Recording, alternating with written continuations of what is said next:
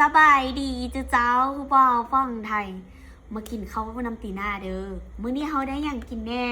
ได้ลวกพักตามเคยจ้าของโปรดของโปรดอันที่สองก็คือ ไก่ต้มจ้าไก่ต้มแล้วก็มีเจียวเขาตามเคยเนาะเจียวเขาขาดไปได้แล้วก็เนี่ยเจียวอันนี้เจียวที่อยู่ในถุงนี้เด้อแต่ว่าเขาแกะตัวเดียวก่อนก็ได้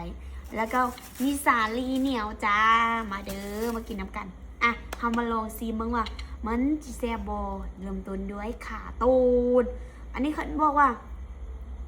กลืนน้ำลายละเป็นไก่ลงไก่ลาดเบิ่งเด้อมันจิเม็ดไก่ลาดแท้บ่เจียว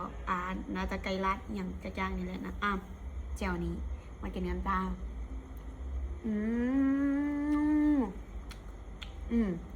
ชอบเอา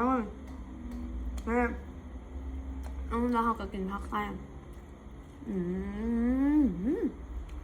เข้ากันนิดยอดเลยเข้ากันฮะหอมหวานแซ่บอันเบาไทยที่ยังไม่